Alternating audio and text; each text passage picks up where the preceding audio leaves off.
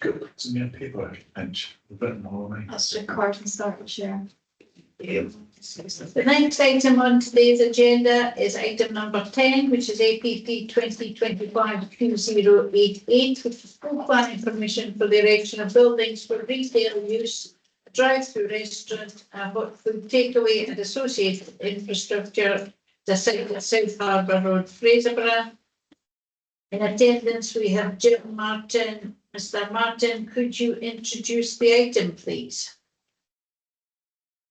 Yes, Chair, thank you. This is an application for full planning permission for a site at South Harbour Road, Fraserburgh. The application is for retail units, a drive-through and a takeaway. Infrastructure is also included, involving a new vehicle access to Cemetery Road and to form a car park. The site is within the Fraserburgh settlement boundary and is designated within the CC1 allocation as defined in the local development plan for bulky goods retail. Also covering to the site, this allocation, the CC1 allocation, also covers the site to the immediate north of the current application site, which local members in particular will be familiar, has the SWFPA building on it. And it also covers land to the west of South Harbour Road, on which there are existing retail and commercial units.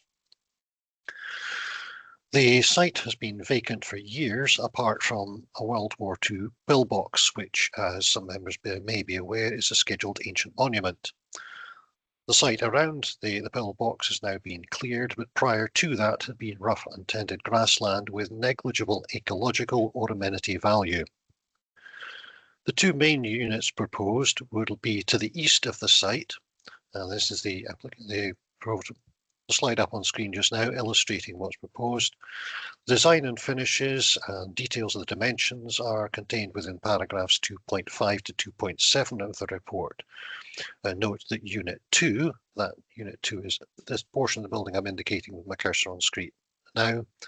That is for a B&M store, has an outside sales area for garden goods, effectively a garden centre. So moving on, Chair, going forward, that's the floor plan layout of units 1 and 2. Unit 1 for the Aldi supermarket here, Unit 2, the proposed B&M store with the outdoor sales area to the left side of the screen. Slide up on screen just now is the drive-through unit, which is proposed to the southwest corner of the site. And details of this, again, the dimensions, the finishes, etc., are contained within paragraphs 2.8 and 9 of the report. And finally, the last of the 4 units proposed on site is a small takeaway unit, described in paragraphs 2.10 to 2.11, and this will lie to the north of the site. So, the 2 new vehicle access points have been proposed for the development, these onto Cemetery Road, as these were covered under a previous application as highlighted in the history section of the report. The first access point will be, the main access point will be for entrance to the car park area of the site. And the second one on a point at which Cemetery Road turns southeast towards the Cairnbog and Verelchy direction, that will be for access to the service yard. If I go back to the site layout plan, Chair, that would probably help, wouldn't it? This is the main access point into the car parking area here. I'm indicating with the cursor, and the secondary access point on the bend in Cemetery Road, right in the corner there, and that's for access into the service yard to the rear of units 1 and 2. Pedestrian access points are also present around the site. Pedestrian access available here. Members can just make out the public footpath around the perimeter of the site, entering in there, so that's one point of access. There's another point of access further up, adjacent to the takeaway unit onto South Harbour Road. There's also pedestrian access available from the north from the SWFPA building site there, the small car parking area there, and critically is also required in the local development plan for the site.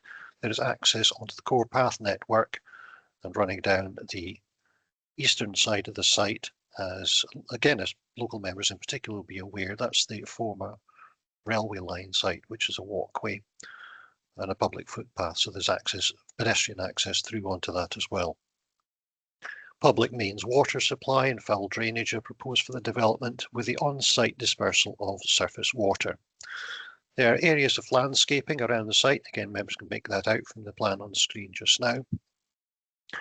And especially around the World War II pillbox, the scheduled ancient monument indicated by cursor there, and a more substantial area of landscape planting around that, in part to preserve the setting of the pillbox. Many supporting documents, as members will see listed in the report, as detailed under paragraph 2.21. There's been some planning history for the site as detailed, including the previous access approvals, which I mentioned earlier. Most notable amongst the planning history perhaps is the 2020 application for office, business and light industry development, which included part of the current application site. Of this, only the Scottish Whitefish Processors Association building has been delivered. Members refer again to the site plan I'm showing on the screen just now. The SWFPA building here. The site did extend further down to around about the area I'm describing with a cursor across the screen here, but that's not an exact measurement, Chair. It's roughly that position. There was to be a new office building here and some commercial industrial units in this portion of the site. But as I say, that part of the site has been taken over by the current proposal. There have been numerous representations submitted in support of the application, 33 in fact, and 3 letters objecting to the proposals. The reasons for both listed in paragraph 3.1 of the report. In terms of consultation responses, members will note that these been positive. Roads Development and the Natural Environment Service did provide comments which required minor adjustments to the proposals, and these details have been incorporated. In terms of Roads Development, it was a minor internal issue to ensure flow of traffic within the site, but no objection to the proposed access points or either of the proposed access points themselves, or indeed to the pedestrian access point. When it came to Natural Heritage Service comments, Chair, these were related largely to the species proposed in the landscaping and planting areas around the site, and just to make sure that these are more appropriate to a coastal location and species which would thrive in this position. Turning to policy assessment of the proposal, the principal issues are the acceptability in terms of the CC1 allocation and retail policies. In the first instance, the proposal is a departure to the local development plan as described in paragraphs 2.2 and 2.3 of the report. As noted, acceptability, therefore, subject to retail policy framework, other relevant policies, the history and the site's long-standing vacancy. Retail policies are NPF 4, 27 and 28 and Local Development Plan Policy B1. Requirements of these are listed in paragraphs 6.6 to 7 of the report. Committee will note, Council appointed a retail consultant to independently review the retail statements that the applicants submitted in support of their application. Firstly, the findings of the consultant agreed with those of the statement that no sequentially preferable sites were available either within or near the town centre for either of the main retail units, or indeed for the drive-through. It's therefore considered to comply with NPF4 policies 27, 28 and Local Development Plan Policy B1 in terms of the sequential test. The retail impact itself is described and discussed in detail between paragraphs 6.12 and 6.40. Without going through all the figures individually, the committee will note the conclusion of the retail statement and the agreement of the appointed consultant that the impacts are within acceptable limits. These are summarised in paragraph 6.39 and 6.40 of the report. As a point of note, Chair, in respect of paragraph 6.37 of the report, a figure of 6.6% is referred to as the impact on the town centre. I would highlight, Chair, that this is cumulative and not just in respect of convenience goods, as might be inferred from the report as it stands. The consultant in his retail review also noted this point. The drive-through element has also been assessed sequentially, as I highlighted earlier, and against policies NPF 2728 and Local Development Plan Policy B1. NPF 4 Policy 27 has specific reference to drive-through units, that these should be unallocated sites. However, the Chief Planner's letter, which is also referred to in the report, allows for exemptions to this, as stated in paragraph 6.44 of the report before members. The conclusion is it's acceptable as summarised in paragraph 6.47 of the report. Say exemptions are allowed in the cases where a local development plan does not have any specific allocations. In this case, because the local development plan was adopted before the NPF4 came in and therefore didn't have specific allowance for drive-through units. In terms of the takeaway unit itself, this is a very small, limited in scale and impact, and therefore also considered to be acceptable.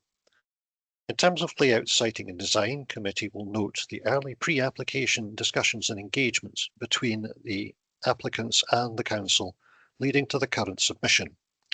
The design, finish and scale of the units submitted as proposed was considered to be acceptable, and as much was referred to the applicants before submission of the current proposal. As an example, to illustrate, Chair, that the Planning Service didn't just accept things as presented, and again referring to the plan on screen just now, the Planning Service provided comments in respect particularly of the design and positioning of the retail, or the drive-through unit, as indicated here, adjacent to the roundabout on the junction of South Harbour Road and Cemetery Road. The initial plans put forward by the applicants for the drive-through unit presented what might be described as a rather blank frontage to South Harbour Road and Cemetery Road. The Planning Service considered at a very stage and commented that we did not consider this acceptable, given that that is such a highly visible point of the site, and that anybody approaching from the Little car park to the west, or from South Harbour Road to the south, or indeed from the north, and or Cemetery Road here, was being presented with quite a blank frontage in this area. In response to that, the applicants put in, and the agents put in, an amended plan which showed a more user-friendly, for want of a better term, elevation, or south elevation and west elevation. I say that's quite a critical point given the prominence and visibility of that site. And as members will note, Chair, there's also bits of landscaping proposed around that, again, to partly soften the impact of it, but also to give it a more pleasing aspect. Committee will note also the measures proposed to preserve the World War II pillbox on site. Again, I'll refer to the plan. This up on screen. Thank you. This has, well, it would have been perhaps the preferred option, and this is addressed in the report as well, that the pillbox be moved and perhaps even made a feature of the site in the southwest corner where the drive-through is proposed. But the logistics involved in actually moving a structure of this nature were just unviable. It would have been very difficult, if not impossible, to achieve. The response to that then is to ensure that the building was retained in situ and to preserve its setting as well. So, as members will note from the plan, and indeed as is addressed in the report, the pillbox itself has not just been retained, but there are also measures in place to preserve the structure itself. It will be, for example, fitted with a mesh screen door, and the viewing slits would also be covered with screen mesh as well, which will preserve the inside of the structure, prevent it from further misuse. But also the mesh screen doors and viewing slits will allow interested parties to view the inside of the box without actually needing to go into it. In addition to this, a proposed interpretive panel with information about the pillbox will be placed just immediately to the north of it. And as members will note, areas of landscaping particularly rough grass and sand, are proposed around the pillbox, so it will still be highly visible, but it'll help preserve and enhance its setting. As described in paragraph 6.61 to 6.7 of the report, the landscaping scheme as proposed is now considered to be satisfactory and will deliver biodiversity net gain as required by NPF4 Policy 3.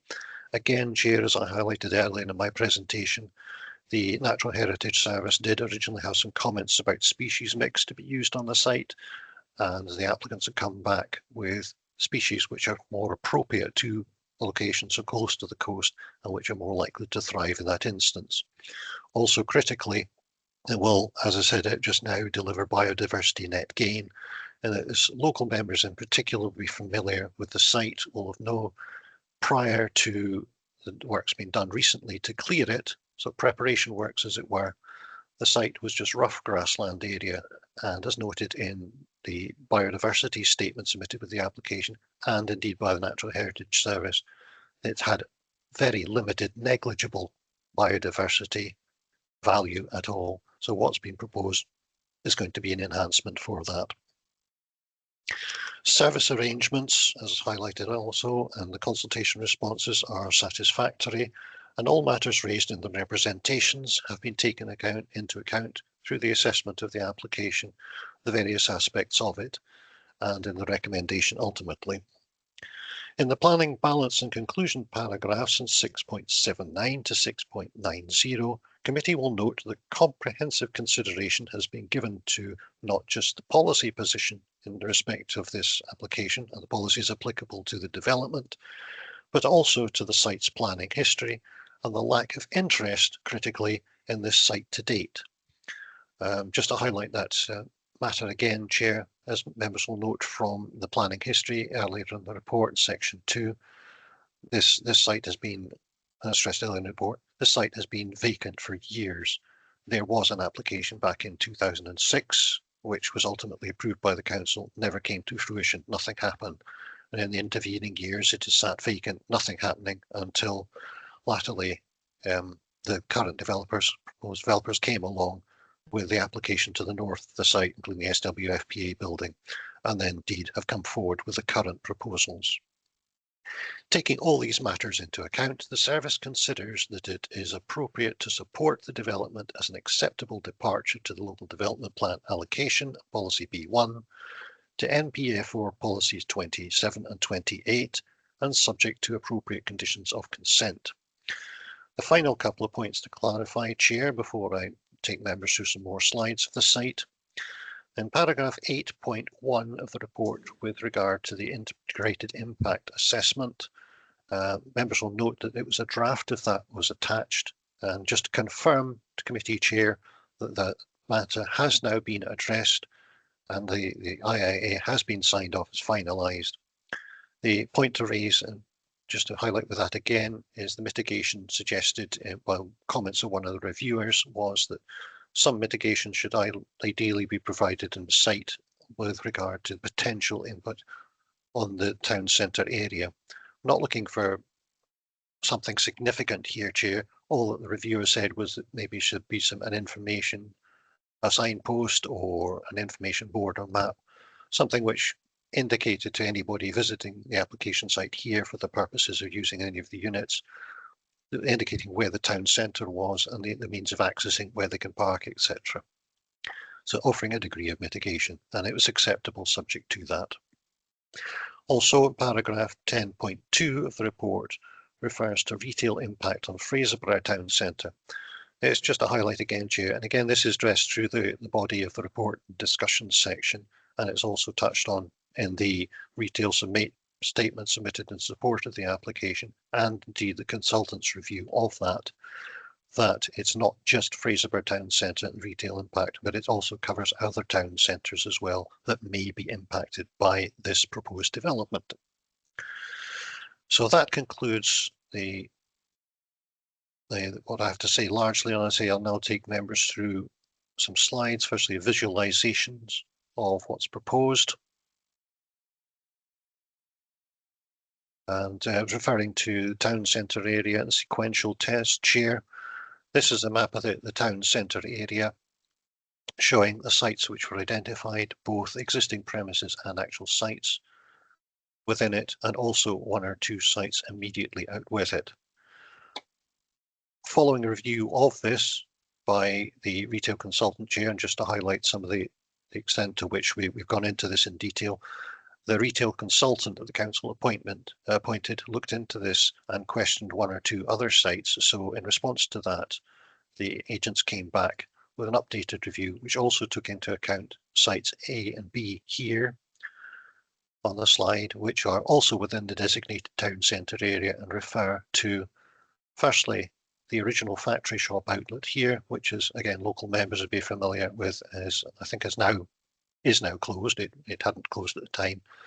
And site B to the south of that is the site of the former Alexandra Hotel, which, as again, local members will be particularly familiar with, has been an empty site for years. And just conclusion as well, when we asked that question, that the applicants were able to come back and confirm that neither site was available for their purposes.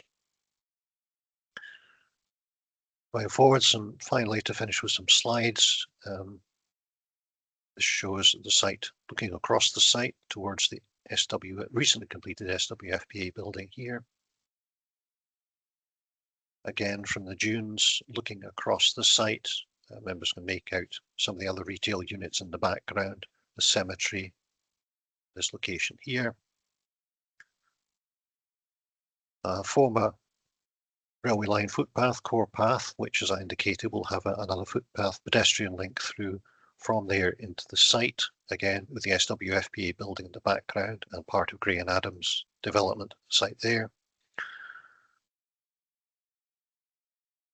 And a look, this is the corner of the SWFPA site here, looking south across the site. Members will see that when this photograph was taken, the site had, well, part of the application site had already been cleared of the existing scrubby vegetation. That's the corner of the SWFPA building on the left side of the photograph, looking south across the site with the cemetery in the background. Another view of the south area of the site, again with the cemetery and the lodge building in the background. And a final view, or one of the last but one view across the southern end of the site, Cemetery Road here, the Cemetery Lodge building there. Again, this is taken from South Harbour Road, opposite side, used to the little car park. And final slide, Chair, that's just, again, something that local members in particular will be familiar with, the existing World War II pillbox on the site. That completes my presentation, Chair. I'll do my best to answer the questions that members have in relation to this. Thank you.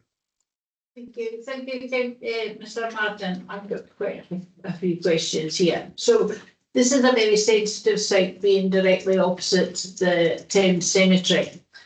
And I note from one of the slides that at the moment there's an informal parking area which are used by people visiting the cemetery and attending funerals. So I'm looking at that drawing and thinking that informal parking is now going to be taken away.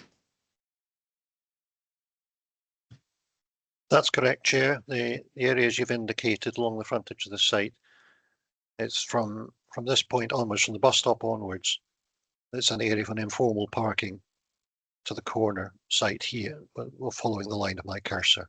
That would become a stretch of new public footpath along the site boundary. Now, in response to that issue, Chair, I have in fact raised this with the applicants themselves. I asked about the disappearance of this area here and what would happen about that, and asked if there would be any restrictions on people visiting the cemetery, either to attend funerals or just visiting graves of loved ones, if there'd be any restrictions placed on the use of the main car park of the site for visitors to the cemetery, and they said that no, there would be no restrictions placed on that. So in other words, the loss of that informal parking area along the road frontage, cemetery road frontage, would be mitigated by the delivery of a formal parking provision within the application site. Thank you. Okay, so following on from that, because the way in and the way out to the site, which could be very busy, is directly opposite the cemetery gates. That road is now going, it's quite a busy road anytime, but that road is now going to be even busier and with traffic coming from 3 ways.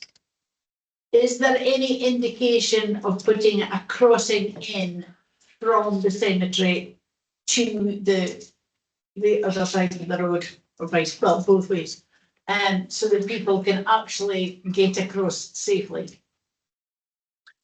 In response to that, Chair, I can only highlight both the pre-application discussions with the applicants, which involve the road service, and indeed the consultation response from the road service in relation to the current application.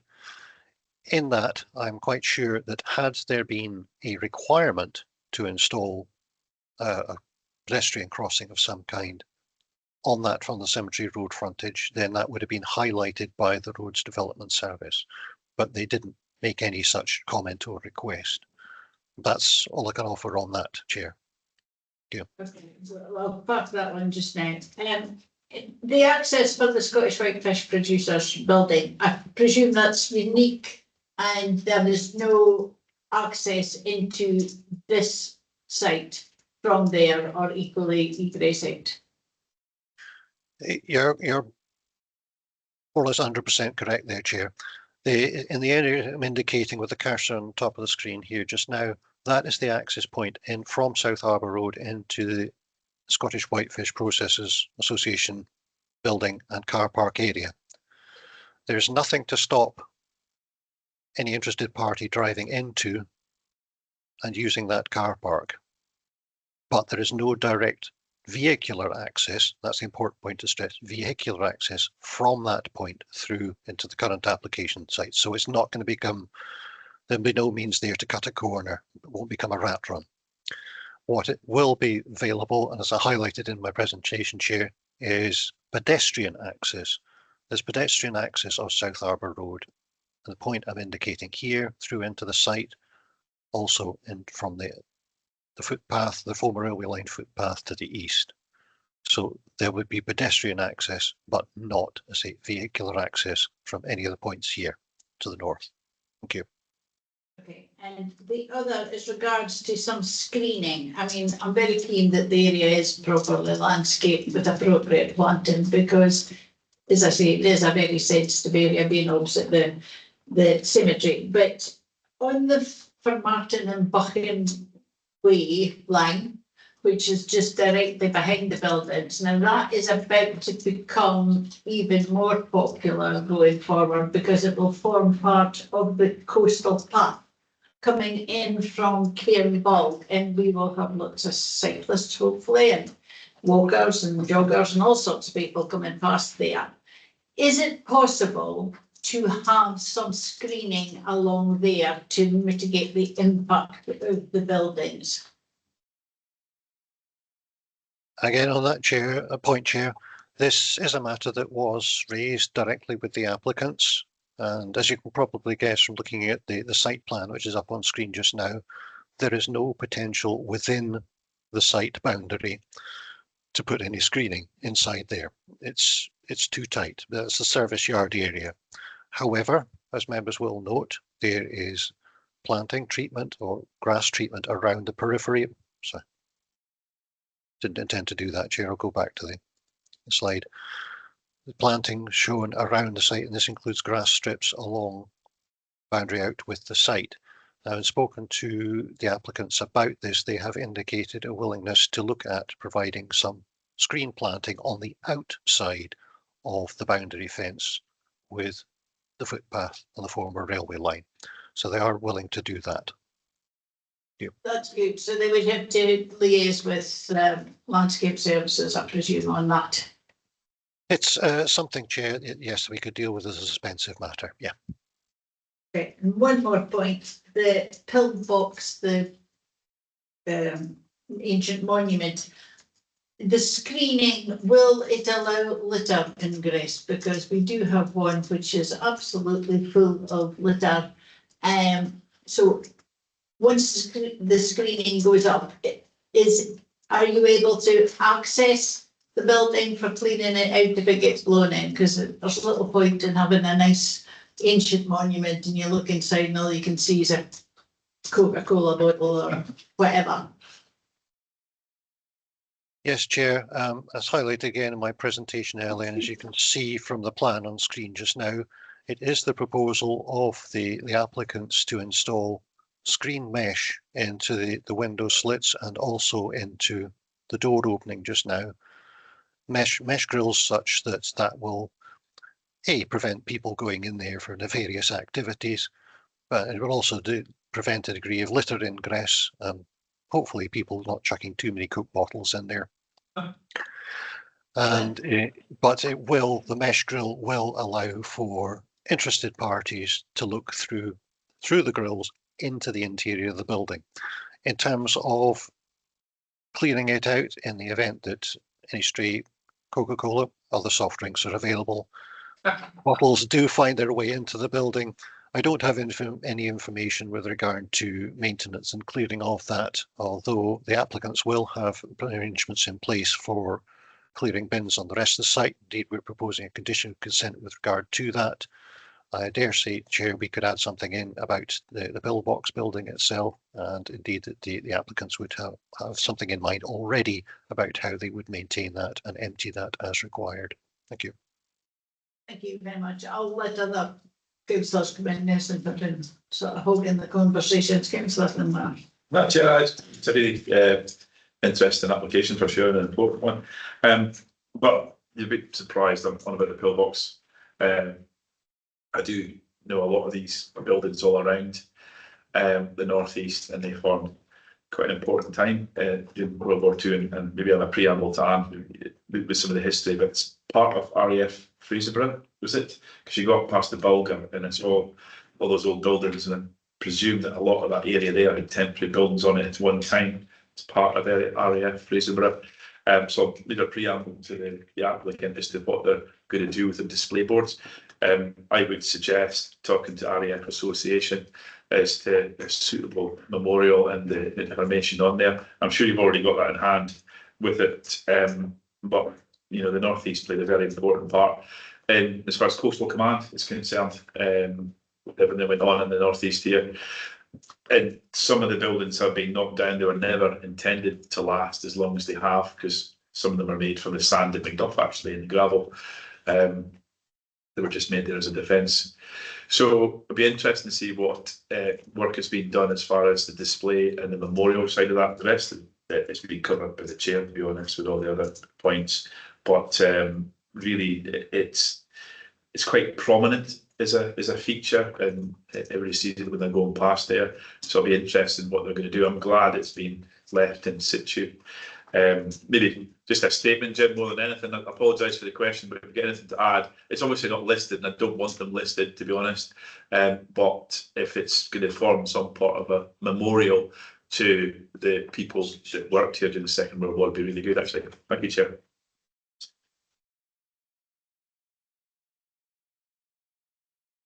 Not sure what the question was there in that one, Chair. Perhaps Is it adding the memorial side of things with it? You know, it's not listed, but has there been intimations to you from the applicant as far as it being working with RAF Association to get the stuff done properly and the local historians, that side of things? No. I would need to go back, Chair, and check over the details of what was submitted along with supporting documents for that. But there is, as I highlighted in my presentation, an information board and screens provided alongside the development, and the location here is shown, display board, so that would contain the information, the background, history, etc. And there's an indication here of the type of information board that's put up there. That's something that, again, we could condition, Chair, and proposed to put that as a condition, but we could put that in a suspensive condition, that details of that to be provided prior to the commencement of development, something along those lines. Hopefully that would address Councillor Findlater's concerns and interests about it. Thank you. Chair, it's more interest rather than concern. I'm sure the applicant will tell us in detail about it. But thanks, Jim. I wouldn't propose to put any. It would be interesting to see the board before it went up, just so we could, have comments on it. Just before I bring in Councillor Bell committee, it's 12:51. Are we content to suspend standing order? Yes. So we can conclude this item? Yes. Okay, Councillor Bell, please. Thank you, Chair. I'm going back to one of the questions you've had, and I know a lot of constituents have had the same question to me, was about the parking at the cemetery. And I know they already use the little car park for larger funerals. I'm just asking a question of the applicants and our roads department. How difficult would it be to put a crossing in? Because I think people coming from the cemetery, I mean, there's going to be much more parking. That's a good mitigation, and cleaner parking. So it would be getting from the cemetery across to the car parking. How difficult would it be to put a crossing in? That's my question. Yeah, well, Mr. Martin. Yes, Chair. I think that I can only answer in response to that, as I did to yourself when you raised the same matter earlier. Unfortunately, we don't have either the applicant or the Roads Development Service here in the meeting today to put their side of that. I would just refer you to the comments I made earlier about the engagement of the Roads Development Service in prior application discussions about this, and also their consultation response with regard to the current application, in which they haven't highlighted the need for a crossing. Now, this is a matter which you raised, Chair. Could we ask for one?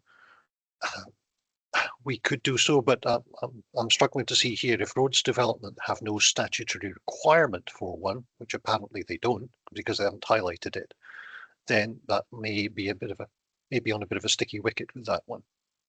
Okay, so Jim, we do actually have the applicant and the agent here, and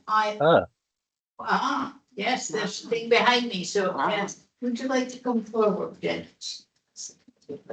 Are the committee happy if we bring the applicant forward? Yes. Yes, please.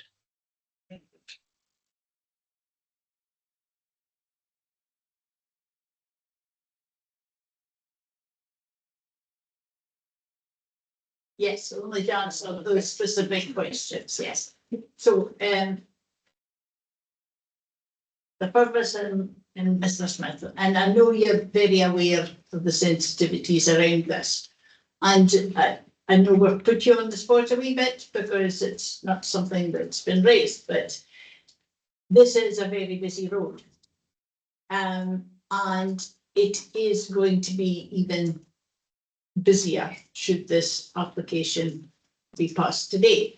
So is there any way that the road service and yourselves could work together to try and alleviate any crossing problems? I think that's something we need to take advice from the road service on. There was a safety audit done as well for roads, and nothing was highlighting the safety audit either. So it's never been brought up before, so I've never looked at it. But I suppose the flow of the traffic, everything will come into it. It's not just a case of putting them in a road crossing. So there's a lot more that would need to be looked into than just adding in the crossing. So I think it's not something we could decide on. I think it's something we need to go back to roads safety audit. I would say that. That's correct, yeah. I think we would need to look at the road safety audit. One was done and didn't highlight that it was necessary, so I think we need to look back at that. Isabel, as long as it's on this matter. It is. It was just to say I wouldn't like to hold up the application for this as roads haven't, and I know there is parking at Lidl, but maybe it's something that could be considered later. Any other questions on this to Mr. Smith and Mr. Purvis? Councillor Sutherland on this? No, it was to Jim. On Okay. This, Okay, Councillor Findler. It's on the pillbox. No, okay.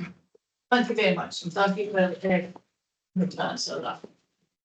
Okay, right, we'll go back to I think Councillor Sutherland first, because his hand was up. And Yeah, Constance was up. Thank you, Chair. I just follow on from your own comments. I definitely think that the parking's been well mitigated by this new car park, so I'm delighted to see that in the plan. And it would be nice to see that in writing, you know, as a condition that was going to be the case. I wouldn't like to see that taken away at a later date because it wasn't written down. And it's the same with the screening at the back. That sounds like a great idea to screen the walkway. So just to say that it would be nice to see it all in writing on a condition. Thank you. Would that be possible? We'll have to look at that and Councillor Sutherland and Councillor Fitzgerald. Yeah. Could Mr. Martin Sorry. answer that, please? Yeah. Yes, in response to that, Chair, I think that would be perfectly competent. As I mentioned earlier about the screening, that we could attach that as a suspensive condition requiring submission of details for approval prior to the commencement of development. Add it onto the existing proposed condition there about the landscaping, effectively ensure that it's actually delivered. And I'm quite sure, given the history with the applicants here, that they would honour that. The other matter there in respect to the parking, it would no be appropriate to use a condition to control that. We can't use that. It's that would be, I would suggest, yeah, that wouldn't be competent. But we could, if necessary, do something like an exchange of letters with the applicants. As indicated, we've already been in touch and they've already indicated that there'd be no restriction on use of the car park area by people attending the cemetery. But I'm sure an exchange of letters would do in a case like that. Monitoring solicitor may be in a position to offer a degree of comfort about that to members as well. Thank you. Don't think I can add anything else, Jim. What I was actually just indicating to the chair, if I could come in, because the conversation around the road traffic and safety and pedestrian crossings, perhaps if members were minded to grant, if that's a delegated grant, then the officers can take that away as subject to discussion about the issues that have been raised and then report back to the committee about what has been determined. I think it's your difficulty is trying to put that in as a condition when the road service have not raised any concerns. But certainly, I'm quite sure Jim can confirm that the planning service can take that away as part of the delegated grant and have that discussion both with the developers and the road service. Yes, I do wonder if the road service have actually considered the relationship with the cemetery, and there is an existing road crossing between the Tesco's site and the cemetery as well. So I just think it's. I think well, certainly I'm quite sure Jim has noted the concerns that's been raised and that can be taken away for further discussion. But that would not prevent your grant, and it would require a condition this morning if that's what you were minded to do. Okay, thank you. Councillor Fitzgerald. Okay, no, it was really, Chair, because you asked the applicant to come up, and I was going to take the chance to ask the applicant about the display boards and their willingness to talk to the RAF Association, but they've gone and sat down now again. But I can ask them when they're sitting down. It's just to prevent having to put a condition on that's not necessary if they've already made that willingness to actually do something as far as display boards and the people that they're going to talk to get the right information on it. Chair, if I can comment, only because the applicant did make a formal request to speak and the committee did not approve the opportunity to ask any questions that would come up, and it's an informal dialogue with the applicant. However, I think the planning officer, Jim, has already confirmed that he'll follow through on that request, and the chair has indicated a request to see the notice board before it's finalised. There'll be an opportunity to. So my words have been noted and now you're disagreeing. That's fine. I just thought I'd take the opportunity to sort it anyway. Oh, just the formality, Councillor. We've got to keep it formal, haven't we? We did, we do. Thank you. Okay. Okay, I don't see any further indications for Mr. Martin. So before we go on to consider this further, can I confirm that members are satisfied that they have received the necessary information and are content that they can determine this application? Yes. Yes. Yes. Okay, so we'll now go on to the debate part of this application. So firstly, this site has been vacant for many years and has been largely neglected, and it is good to see something coming forward which will benefit the town. I am slightly disappointed that the original master plan for nursery units has not become part of this application, because I do feel that that would have added to the economic growth of Fraserburgh, and I do think there's a need for it. However, we are here to determine this application. I think it would be very useful should the applicant take that on board to provide signage into the town centre to help the town centre to thrive. And I am grateful to the council for doing their own retail impact assessment, which has backed up the retail impact assessment which was provided by the applicant. So I think I would really welcomed the applicant's agreement to look at screening between the Martin and Buchan Way and the site itself, and on various other things. So I'll move on forward to other members. Councillor Ian Sutherland, please. Thank you, Chair. Thank you. Yes, I believe this is a great opportunity for Fraserburgh. I remember this site the last 60 odd years. I've walked past it regularly, and it's been a mess. So to see it all tidied up so well, the pillbox look protected, the parking that will be a big help to the cemetery, because very often at big funerals there's issues with parking. So it's great to see that as well, that they've taken that on board, and the screening up the back. So it's all really looking good. Also the signs to the town centre, I realise that there will be an impact in the town centre, but overall for the good of the whole town, this is definitely outweighs any depletion in the town centre. I think it's very important that we protect our town centres, the town centre first policy, and we should do everything we can to encourage folks to use the town centre. But this, I don't feel, is something that we should stand in the way of, because it's going to improve the town immensely, create jobs and help the economic environment. So the economic economy within the town. And you know, I'm full supportive of this, and should there be a motion, I'd be more willing to propose it. Thank you. Thank you. Councillor James Adams. Thank you, Chair. I just want to associate myself with the comments made by yourself and Councillor Sutherland. This is a site that has lain derelict and empty for most of my life, and I would like to see it revitalised and put to good use for the town and community of Fraserburgh.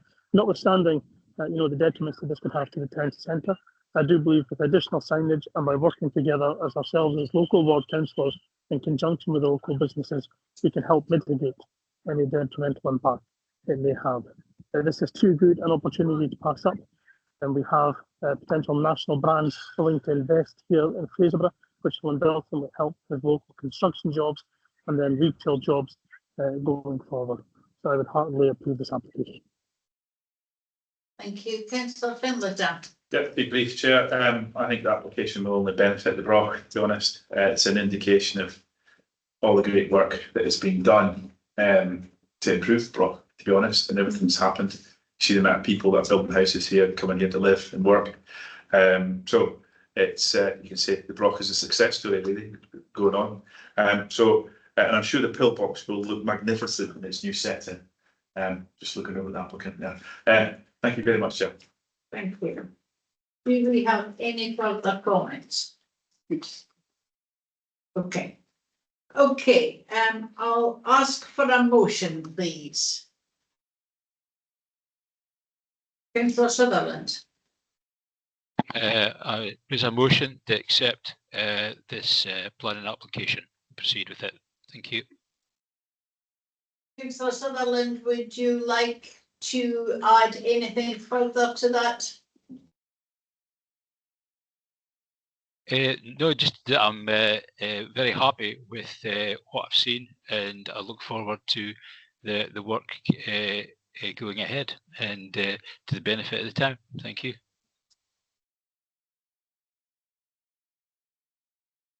Okay, yes, please.